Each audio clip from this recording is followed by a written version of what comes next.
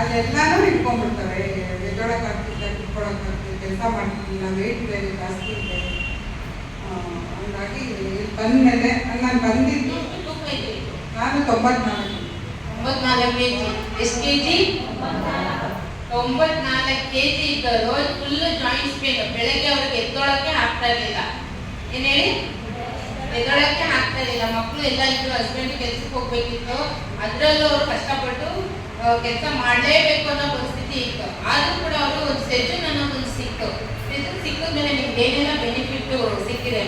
ಸಿಕ್ಕಿದ್ಮೇಲೆ ನನಗೆ ಬೆನ್ನೋವಿಗೆ ಅಂತ ನಾನು ಬಂದಿದ್ದು. ಬೆನ್ನೋವು ಮತ್ತೆ ಇದು ಚಳಿ, ಇದು ಇಲ್ಲಿ ಹೀಟ್ ಆಗುತ್ತೆ, ಇಲ್ಲ ಹೋದ್ರೆ ಚೆನ್ನಾಗಾಗುತ್ತೆ ಅಂತ ಅಂದ್ಬಿಟ್ಟು ನಾನು ಬಂದ್ವಿ.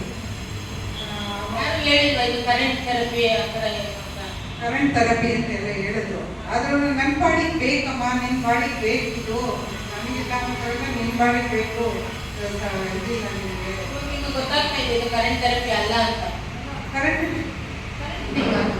ಇದು ಸ್ಟೋನ್ ಬಿಸಿ ಆಗೋದಕ್ಕೆ ಕರೆಂಟ್ ಬೇಕು. ನೀವು ನೋಡಿದ್ದೀರಾ ಇಲ್ವಾ? ಇದು ಕರೆಂಟ್ ಥೆರಪಿ ಅಲ್ಲ, ಹೌದಾ? ಕರೆಂಟ್ ಥೆರಪಿನೇ ಇದು, ಕರೆಂಟ್ ಥೆರಪಿನೇ ಅಲ್ಲ. ಯಾಕಂದ್ರೆ ನಮ್ಗೆ ಇದು ಸ್ಟೋನ್ ಬಿಸಿ ಆಗೋದಕ್ಕೆ ಮಾತ್ರ ಕರೆಂಟ್ ಬೇಕು, ಕರೆಂಟ್ ಬರೋದಿಲ್ಲ.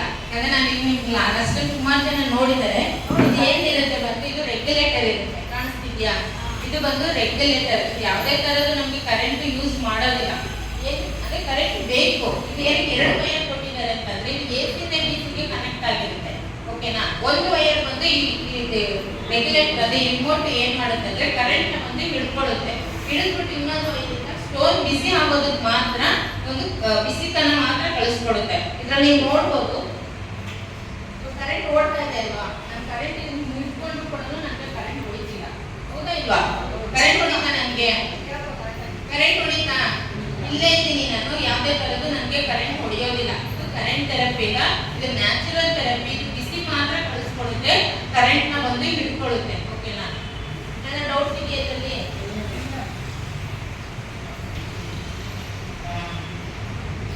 ಇದು ಯಾವುದೇ ತರದ ಕರೆಂಟ್ ಥೆರಪಿ ಅಲ್ಲ. ಯಾಕಂದ್ರೆ ಸುಮಾರು ಜನ ಕೇಳಿರೋರು ಕೇಳ್ತಾರೆ, ಬಟ್ ಇದು ಕರೆಂಟ್ ಥೆರಪಿ ಇಲ್ಲ. ಸ್ಟೋನ್ ಒಂದು ಬಿಸಿ ಆಗೋದಕ್ಕೆ ಮಾತ್ರ ನಾವು ಯೂಸ್ ಮಾಡ್ತೀವಿ ಅಷ್ಟೇ. ಕರೆಂಟ್ ಮೇಲೆ ನಾವು ಮಲ್ಗೋದೇ ಇಲ್ಲ.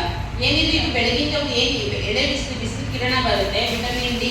ನಾವು ಆಚೆ ಹೋದ್ರೂ ನಮಗೆ ಅಷ್ಟೊಂದು ಬಿಸಿತನ ಸಿಗೋದಿಲ್ಲ. ಇಲ್ಲಿ ನಾವು ಥೆರಪಿನ ಮಾಡ್ಕೊಳ್ಳುವಾಗ ನಮ್ಮ ದೇಹ ತಲೆಯಿಂದ ಕಾಲಿಂದ ತಲೆಗೂ ಬ್ಲಡ್ ಸರ್ಕ್ಯುಲೇಷನ್ ಅನ್ನೋದು ಚೆನ್ನಾಗಾಗುತ್ತೆ. ಮತ್ತೆ ನಮ್ಮ ಬಾಡಿ ಫುಲ್ಲು ಕೂಡ ಎನರ್ಜೆಟಿಕ್ ಆಗಿ ಇಡೀ ದಿನ ನಾವು ಎನರ್ಜಿ ಆಗಿ ಇರ್ಬೋದು. ಓಕೆನಾ? ನನಗೆ ವೆಯ್ಟ್ ಜಾಸ್ತಿ ಆಗಿಬಿಟ್ಟು ಥೈರಾಯ್ಡ್ ಬಂತು.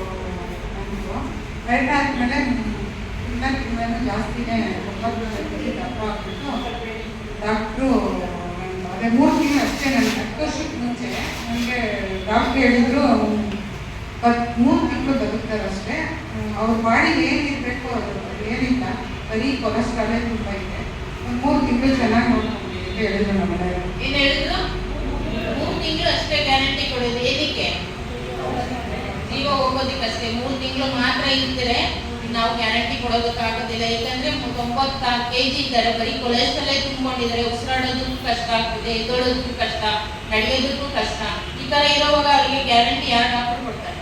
ಹೌದಲ್ವಾ? ಈ ತರ ಪ್ರಾಬ್ಲಮ್ ಅದರಲ್ಲಿ ಥೈರಾಯ್ಡ್ ಬೇರೆ ಬಂದಿದೆ. ಥೈರಾಯ್ಡ್ ಬಂದ್ರೆ ಏನಾಗುತ್ತೆ, ಇನ್ನೂ ಕೂಡ ದಪ್ಪ ಆಗ್ತಾರೆ. ಅದಕ್ಕೆ ಎಷ್ಟೇ ನಾವು ಟ್ಯಾಬ್ಲೆಟ್ ನಾವು ಬೆಳಗ್ಗೆ ಇದ್ದ ತಕ್ಷಣ ದೇವ್ರ ಮುಖ ನೋಡ್ತೀವಿ, ಎಲ್ಲೋ ಟ್ಯಾಬ್ಲೆಟ್ ಮಾತ್ರ ನಾವು ಹುಡುಕ್ಬಿಟ್ಟು ತಕ್ಷಣ ನಾವು ಟ್ಯಾಬ್ಲೆಟ್ನ ಹಾಕ್ಕೊಳ್ಬೇಕು.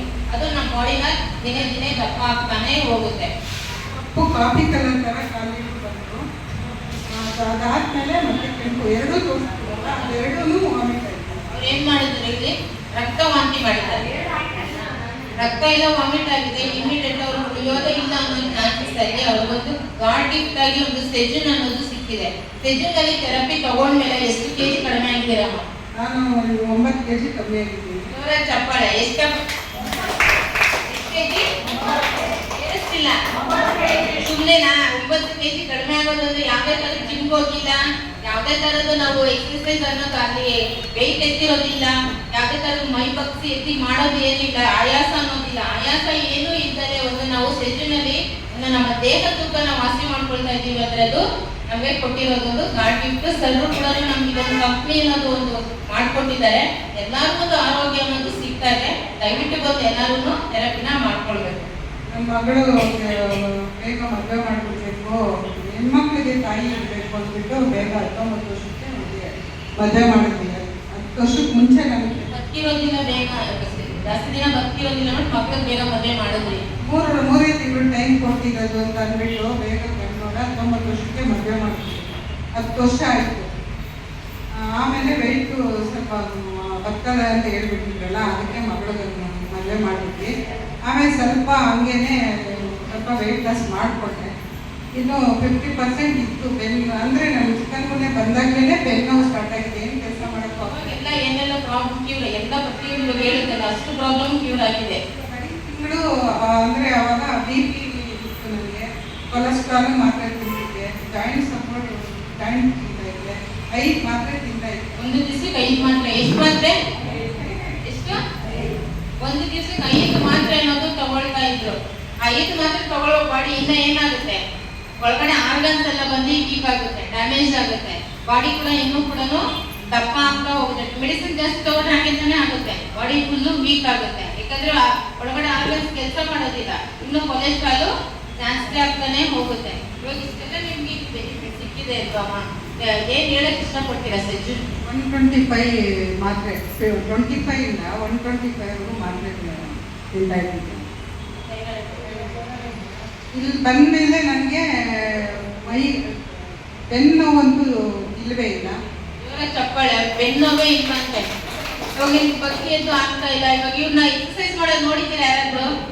ಹೆಂಗೆ ಮಾಡ್ತಾರೆ ಹೇಳಿ? ಫುಲ್ ಇಲ್ಲಿರೋರಿಗೆಲ್ಲ ಎನರ್ಜೆಟಿಕ್ ಆಗಿದ್ದಾರೆ, ಕೊಂಡ್ಕೊಂಡು ಒಂದು ಎಕ್ಸರ್ಸೈಸ್ ಅನ್ನೋದು ಮಾಡ್ತಾರೆ. ಬಂದಮೇಲೆ ನನಗೆ ಮೂಳೆ ಎಲ್ಲ ಬಾಡಿ ಎಲ್ಲ ಏನು ಅನ್ನಿಸ್ತಾ ಇದ್ದೀವಿ. ಮೂಳೆ ಎಲ್ಲೆಲ್ಲಿ ಮೂಳೆ ಇದೆ ಆ ಮೂಳೆಗಳೆಲ್ಲನೂ ಹಿಂಗೆ ಇರುತ್ತೆ. ಈ ಚಳಿಗಾಲ ಏನಾದ್ರು ಬಂದರೆ ಕಿವಿ ಕಟ್ಕೋಬೇಕು, 2 ಸ್ವೆಟರ್ ಹಾಕೋಬೇಕು, ಒಣಗಿ ಥರ ಇರಬೇಕಿತ್ತು, ಥರ ಇರ್ಬೇಕು. ಹಂಗಿತ್ತು. ಈಗ ಅಡುಗೆ ಎಲ್ಲ ಮಾಡಿ, ಮುದ್ದೆ ಎಲ್ಲ ಸರ್ವ್ ಮಾಡಿ, ಊಟ ಎಲ್ಲ ಇಟ್ಟು ಅದನ್ನು ಎಕ್ಸರ್ಸೈಸ್ ಮಾಡಿ ಮನೇಲಿ ಎಲ್ಲ ಕೆಲಸ ಮುಗಿಸಿ ನಾನು ಈಗ ಬರ್ತೀನಿ. ಇವಾಗ ಒಂಚೂರು ಏನಿಲ್ಲ. ಎಷ್ಟು ಗಂಟೆಗೆ ಎದ್ದೇಳ್ತೀರಿ? ನಾನು 3:30 ಎದ್ದೇಳ್ತೀನಿ. 3:30ಕ್ಕೆ ಎದ್ದು ಕೆಲಸ ಮಾಡಿ ಅಮೃತ ವೇಳೆ ಅಂತ ನಾವು ಯೋಗ ಮಾಡ್ತೀವಿ. 4 ಯೋಗ ಎಲ್ಲ ಮಾಡ್ತೀರಾ, ಧ್ಯಾನ ಮಾಡ್ತೀರಾ? ಬೆಳಗ್ಗೆ ಎದ್ದು ನಿಮ್ಗೆ ಏನೇನು ಕೆಲಸ ಇದೆ ಅದೆಲ್ಲ ಮುಗಿಸಿ ಮತ್ತೆ ಏನು ಪ್ರಾಬ್ಲಮ್ ಇತ್ತು, ಬೆಳಗ್ಗೆ ಎದ್ದೇಳಲಿಕ್ಕೆ ಆಗ್ತಾ ಇರಲಿಲ್ಲ. ಇವಾಗ ಅವರು ಸೆಜ್ಜುಗೆ ಬಂದ್ಮೇಲೆ ಬೆಳಗ್ಗೆನೆ ಬೇಗ ಎದ್ದು ಅದ್ರ ಜೊತೆ ಯೋಗ ಮಾಡ್ತಾರೆ, ಧ್ಯಾನ ಮಾಡ್ತಾರೆ. ಸೆಜ್ಜುಗೆ ಬೆಳಗ್ಗೆ ಏನೇ ಅವ್ರ ಹಸ್ಬೆಂಡ್ಗೆ ಏನೇನು ಬೇಕೆಲ್ಲ ಮಾಡಿದ್ದು ಬೆಳಗ್ಗೆನೆ ಬಂದ್ಬಿಡ್ತಾರೆ. ಬೆಳಗ್ಗೆ ಬಂದ್ರು ಆಕ್ಟಿವ್ ಆಗಿ ಪಾಪ ಅವರು ಎಲ್ಲಾನು ಕೂಡ ವರ್ಕ್ ಮಾಡಿ ಏರೋಬಿಕ್ಸ್ ಮಾಡಿ ಎಲ್ಲರಿಗೂ ಇಲ್ಲೊಂದು ಪಾಸಿಟಿವ್ ಇದನ್ನು ಕೂಡ ಕೊಡ್ತಾ ಇದ್ದಾರೆ. ನಡ್ಕೊಂಡು ಹೋಗ್ತೀನಿ, ನಡ್ಕೊಂಡು ಬರ್ತೀನಿ, ಎಕ್ಸರ್ಸೈಸ್ ಮಾಡ್ತೀನಿ. ನಡ್ಕೊಂಡೇ ಹೋಗ್ತಿಲ್ಲ, ನಡ್ಕೊಂಡು ಹೋಗ್ತೀನಿ, ಚಪ್ಪಾಳೆ ಎಕ್ಸರ್ಸೈಸ್ ಮಾಡ್ತೀನಿ.